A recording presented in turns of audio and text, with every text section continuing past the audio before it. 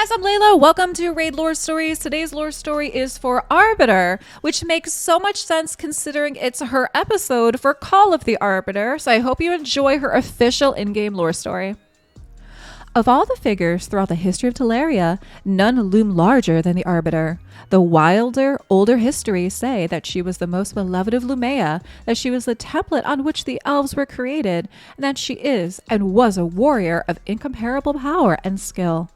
Legends paint her as the immortal protector of all of Teleria, fighting an endless war against Seroth down the centuries.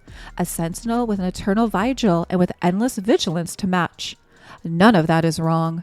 But the full truth is in short supply, and what little is known has been distorted by time, error, and cruel intention. And so, when one speaks of the Arbiter, one might speak of three different people. The Arbiter of the ancient tales, the Arbiter that the Sacred Order tries to forget, and the Arbiter of the world today.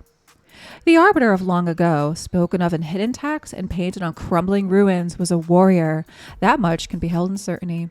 She fought to protect Teleria, and even the most cautious scholars agree that the Arbiter was the ultimate leader of the Telerians during the First and Second Great Wars.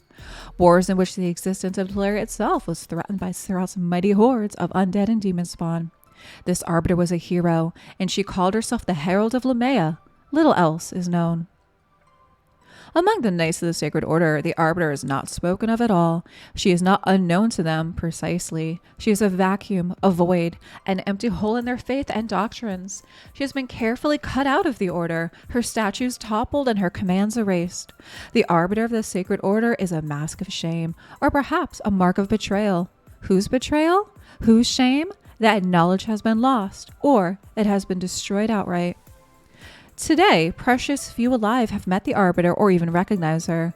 If the tales of her power and leadership were ever true, she has now long since faded. Gone is the Herald of Lumea, commander of the armies of Teleria, destroyer of Seroth, and smiter of the demon spawn legions. All that is left is visions of an elf-like woman, wandering the roads of the kingdom that only exists because of what she has done. If one were to ask her who she is, she will say she is one of the firstborn, whoever they are, that she oversaw the Great Divorce, whatever that is, and that she is the last protector of Lumea's true will, whatever that might be.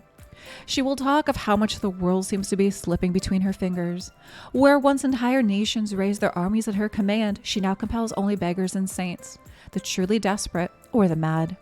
Where once her gratitude was coveted by kings and emperors alike, now she is ignored or shunned, bringing hard truths to ears which do not wish to listen. Where once she was a symbol of order and stability, now she is forgotten, and useless wars cripple the only powers capable of defying the shadow that she sees seeping into the world with every passing day. But the Arbiter fights on, regardless of all this, for at least part of the myth is true indeed. She has an eternal vigil matched with endless vigilance. And while her power may be spent, her world slowly ignored, and her strength broken, she still has her shards. She still has her champions. Most of Teleria may have given up on the Arbiter, but she will never give up on Teleria.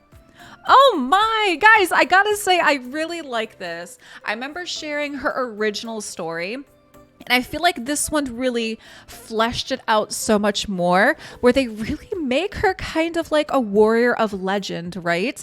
Drop me some comments down below on what you think of this lore story for the Arbiter, and thank you so much for watching.